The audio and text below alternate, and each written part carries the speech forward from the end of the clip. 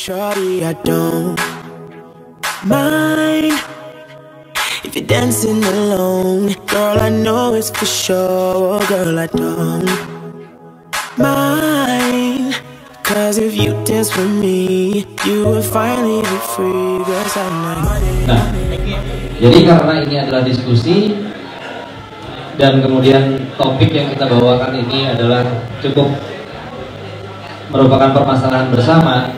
Jadi kita menyediakan beberapa mikrofon rekomendasi dari Menteri Kesehatan kepada Menteri Perdagangan yang isinya adalah meminta Menteri Perdagangan untuk melarang, ya, kata yang dipakai di sini adalah melarang importasi dan peredaran dari rokok elektrik.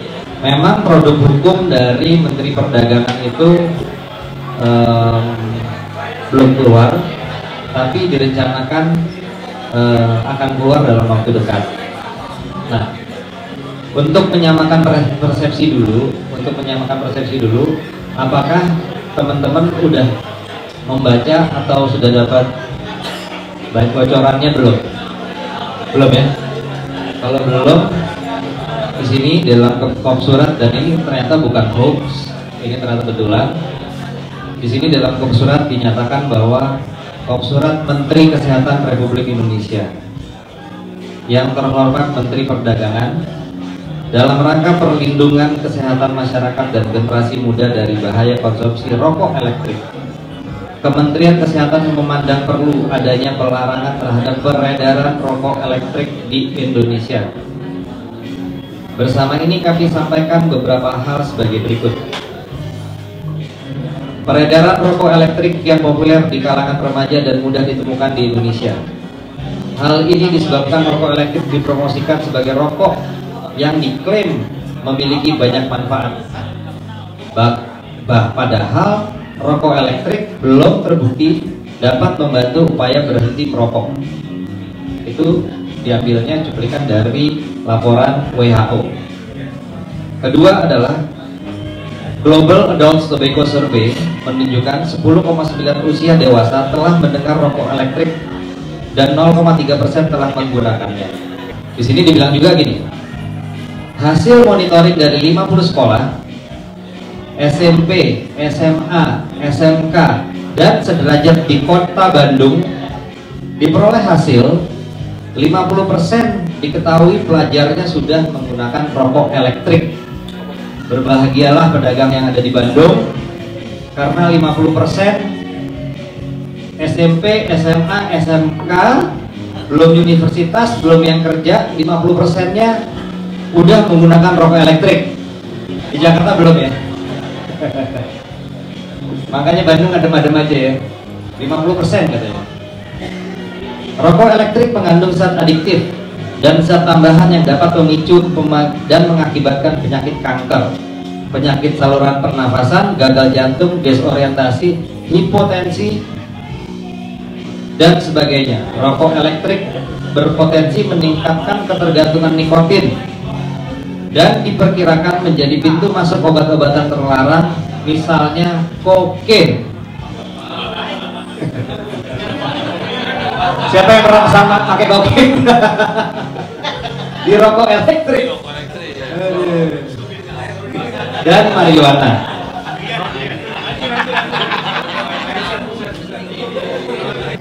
Bisa ternyata kita pakai kokain menurut Menteri Kesehatan melalui rokok elektrik. Beberapa negara tetangga telah melarang peredaran rokok elektrik di Thailand, Singapura, dan Vietnam. Saat ini Indonesia belum ada peraturan hukum yang mengatur rokok elektrik. Namun, beberapa seminar para pakar, praktisi, akademisi, dan yayasan konsumen merekomendasikan untuk melarang penggunaan perdagangan rokok elektrik. Sebagai bahan pertimbangan kami lampirkan kajian dampak rokok elektrik bagi kesehatan yang telah dilakukan Badan POM tahun 2015, yaitu review sistematis terhadap kajian WHO dan beberapa studi dari negara lain. Pernyataan bahaya rokok elektrik bagi kesehatan dari serta pernyataan bahaya rokok elektrik bagi kesehatan dari Perhimpunan Dokter Paru Indonesia sebagaimana terlampir. Berkenaan dengan hal tersebut di atas, mohon kiranya kesediaan saudara untuk menyusun regulasi pelarangan peredaran rokok elektrik di Indonesia. Atas perhatian dan kerjasama saudara kami ucapkan terima kasih. Tanda tangan Profesor Dr. Insinyur Nila Farid Muluk SPMK. Kerangka berpikir penyusunan ringkasan eksekutif kajian regulasi peredaran rokok di Indonesia. 1. Identifikasi masalah. Jumlah rokok aktif di Indonesia cenderung meningkat dari tahun ke tahun. Adanya produk rokok elektrik yang penggunanya kian populer terutama di kalangan anak muda dan remaja, itu adalah masalahnya. Kedua adalah urgensi masalah. Urgensinya adalah 1. Konsumsi rokok membahayakan kesehatan. 2. Pengguna rokok elektrik di Indonesia terus meningkat secara signifikan. 3. Rokok elektrik ini diklaim sebagai pengganti rokok yang banyak manfaat, padahal belum dapat dibuktikan secara ilmiah. Rokok elektronik dijual secara bebas melalui beberapa sarana distribusi. 5. Indonesia belum memiliki regulasi rokok elektrik. Alternatif masalah. Nomor 3 adalah alternatif pemecahan masalah. Jangka pendek, perlu penyusunan regulasi yang mengatur peredaran rokok elektrik di Indonesia berdasarkan telaahan risiko dan regulasi peredaran rokok elektrik di berbagai negara. Jangka panjangnya, perlu dilakukan studi lanjut oleh instansi terkait terhadap klaim rokok elektrik sebagai pengganti atau alat bantu berhenti rokok dan dampaknya terhadap kesehatan. Sehingga rekomendasinya adalah perlunya pemerintah menetapkan regulasi pelarangan rokok elektronik di Indonesia. Inti dari rekomendasinya adalah pelarangan importasi dan peredaran rokok elektrik di Indonesia. Saya mau tanya dulu ya, menyikapi hal ini, apakah sebetulnya pertanyaan pertama itu adalah perlu nggak sih sebetulnya rokok elektrik itu dilegalkan? Personal vaporizer itu perlu nggak dilegalkan? Kalau sekarang itu posisinya apa ya Pak? Nah, kebetulan ada Pak Sarwan nih dari Departemen Kesehatan. Saya mau tanya. Kalau sebelum ada peraturan ini Pak, sebelum ada peraturan ini. Assalamualaikum warahmatullahi wabarakatuh. Salam sejahtera kita semua. Kebetulan saya memang dari institusi yang mengeluarkan rekomendasi ini. Jadi itu regulasi itu hanya merupakan hasil dari beberapa kajian yang nggak tahu kajiannya bersumber dari mana. Tapi ini sudah ditujukan ke Kemendak ya, yang maaf ya sebentar ya,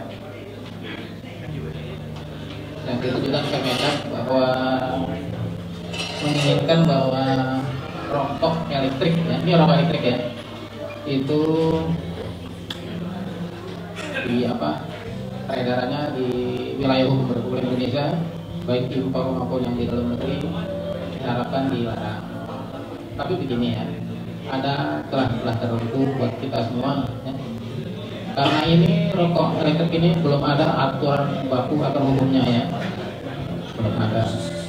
Jadi walaupun ya rokok elektrik ini kita masih punya jeda lama ya, selama Mendak belum mengeluarkan aturan pelarangan itu, kita masih punya jeda untuk membuat aturan itu. Sebaiknya kita sih berharap ya, karena ini sudah pemasyarakat rokok elektrik ya, sebaiknya campur tangan pemerintah untuk rokok elektrik, baiknya itu mengatur peredaran itu untuk melindungi ya, masyarakat dari pada produk-produk liquid atau rokok elektrik yang tidak memenuhi standar kesehatan. Memang begini ya, ada beberapa liquid yang ya produknya asal jadi. Ini kita pernah beberapa kali temukan di daerah Ancol, kemudian di daerah ada produk rumahan ya, yang buatnya tuh asal jadi. Dan kita ini berharap agar sebaiknya pemerintah mengontrol hal ini. Jadi pemerintah kita berharap ya, anggap saja saya itu sebagai pemerhati ya.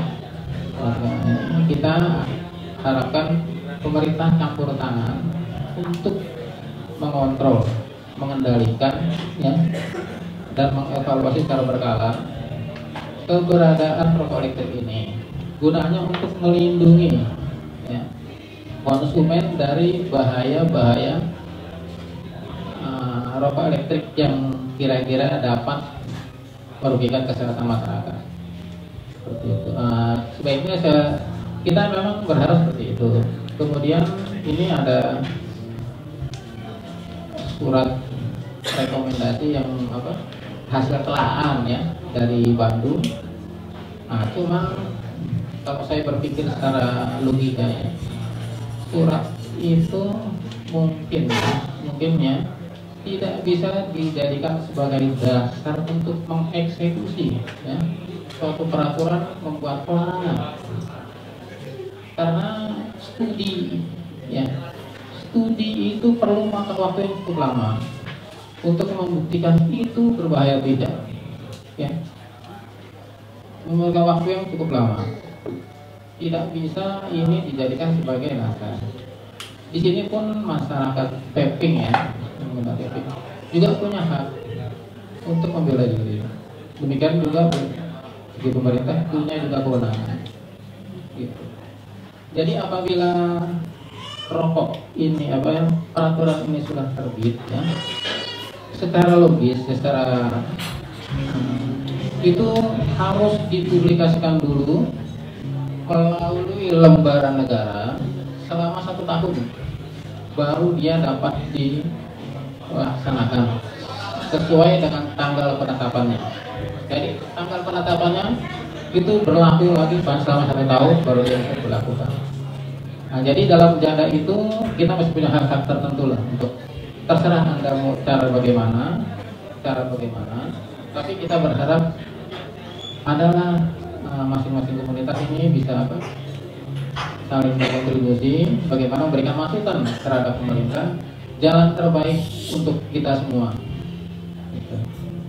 Saya rasa untuk sementara saya cukup dulu, nanti kemudian dapat dibacakan lanjutan. Nanti bila ada hal lagi boleh bertanya pada saya. Terima kasih banyak. Wassalamualaikum warahmatullahi wabarakatuh. Salam sejahtera. Terima kasih Pak Sarlan dari Departemen Kesehatan. Lalu pertanyaannya adalah, sebetulnya aspirasi dari kita semua tuh apa sih? Perlu nggak sih sebetulnya kita minta personal vaporizer ini dilegalkan? Ada yang punya pendapat nggak tentang itu? Om Naga, pendapat lo gimana?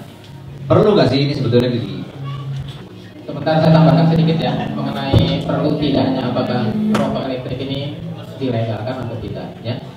Begini, sesuai dengan aturan yang sudah ada ya, seperti Undang-Undang Kesehatan ya, yang mengatur ini ya, nomor 36. Di situ vaping ini bukan termasuk kategori pangan ya, juga bukan termasuk kategori sejalan farmasi atau obat ya. Jadi ini dalam kategori apa? Makanya dalam rekomendasi itu ya, yang disampaikan ke Kemendak itu masih perlu aturan yang mengatur masalah itu. Ini dalam kategori apa ini vaping ini? Apakah nantinya sama dengan rokok yang sudah ada atau bagaimana? Malah kalau bisa sih ya, saya berharap bukan sebaiknya kita sanakan cukai. Itu akan lebih baik ya. Kita akan juga ada pemasukan buat negara. Jadi tidak dilarang, tapi kita bayar cukai. Kalau bayar cukai gimana, kira-kira setuju nggak? Nah, kita bayar cukai untuk itu ada masuk buat negara. Cuma ini ya, cukai ya.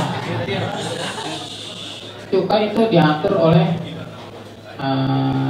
Menteri Keuangan ya. Nah itu gini tentang adanya nikotin ya. Nikotin yang berasal dari ekstrak tembakau itu ada di Balai Tembakau, ada di sana nominal yang harus dipajak yang harus dibayarkan kepada negara di situ diatur. Tetapi di sini liquid ya untuk vaping ini ada yang menggunakan nikotin, ada yang tidak menggunakan nikotin, yang pure sama sekali flavoring ya, flavoring. Jadi gini, apakah yang ini flavoring juga masuk kita harus bayar cukai? Kita setuju kalau flavoring bayar cukai? Nah, itu akan lebih enak mungkin ya. Sebaiknya kita masukkan ini kepada negara. Kita buat dari komunitas kepada negara, ya, agar negara bisa pemerintah bisa melihat ternyata di sini ada potensi pajak untuk negara. Itu kan lebih baik. Jadi kita tidak hanya ngambang di tengah-tengah gitu kan. Apabila misalnya gini ya, vaping ya dikategorikan sebagai BKC ya, barang kena pajak. Kemungkinan nanti pada saat ada yang impor ya, ada yang dia produk sendiri, itu nanti diregistrasi, dikasih cukai tiap masing-masing botolnya, liquidnya. Nah, kita harap seperti itu. Nah, coba dari teman-teman, ya, kalau bisa Dimas ya, diharap bisa memberikan masukan, ya, memberikan masukan agar kita ini jadi tidak sia-sia loh. Kita ada punya hak yang sama, kita harus bayar pajak. Nah, jadi kita bisa ini, ya. Nah, saya rasa gitu Pak mengenai ini. Kalau dari Om Nadia sendiri, perlu nggak kita minta ini ada regulasi? Kita perlu ada regulasi di bisnis ini. Sebenarnya kalau perlu enggak ya sekarang kan kita belum jelas nih. Cuma pada saat ini sepertinya saya bilang masih perlu ya. Soalnya sedikit banyak ini barangnya dikonsumsi kan sebenarnya masuk ke badan kita. Mungkin secara logika dari sisi kesehatan kita perlu diregulasi agar barang ini distandarisasi oleh pemerintah atau oleh Departemen Kesehatan. Ya, kedua karena kan selain kesehatan kan safety. Mungkin ada yang dengar kalau moodnya meledak walaupun salah pengguna, tetap itu sebenarnya part of education yang harus diajarkan kepada pengguna. Jadi kalau ada regulasi, otomatis ada edukasinya. Nah, tinggal mau diedukasikan atau tidak, itu ceritanya beda lagi. Tapi kalau saya sebenarnya 100% setuju kalau diregulasi. Karena sebenarnya banyak isu ya. Kalau kayak tadi mungkin Bapak bilang ya masalah cukai, itu benar.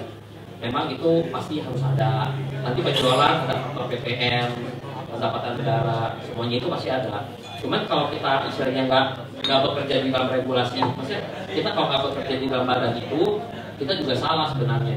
Kayak sekarang kan kita boleh dibilang kan illegal business, tapi nggak illegal juga karena memang nggak ada peraturan, gitu loh. Jadi apakah selamanya kita mau ada di dalam gray area? Saya rasa itu juga nggak baik, dan perkembangannya juga nggak bisa besar.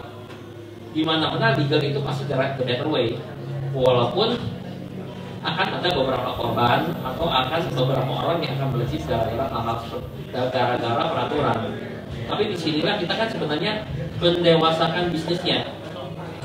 Itu. Kalau ini ngomong dari sisi bisnis, kalau kita ngomong dari sisi apa yang sudah dilakukan kepada pribadi seseorang setelah dia pindah dari ke vaping ya menjadikan lebih aman karena regulasi tersebut. Cuma kan ini nggak mungkin kan kalau Depkes itu begitu diregulasi malah memperparah. Harusnya memperketat dan istilahnya apa ya, bikin lebih bagus gitu loh, agar produsen pun lokal atau barang yang mau masuk pun lebih ada standarnya. Kayak sekarang ini pemerintah Indonesia gencar melakukan SNI, walaupun nggak seketat di luar negeri, tapi kan paling nggak beberapa barang itu sudah, beberapa produsen sudah mulai memperketat cara mereka memproduksi barang, mengelimit pabrikan-pabrikan yang nggak jelas, apalagi dari Cina yang asal bikin barang dijual dengan harga yang sangat murah ke seluruh negara gitu. Jadi basically ini reasonnya itu banyak sekali sih, cuman kalau dijelasin ya mungkin terlalu detail. Oke, terima kasih.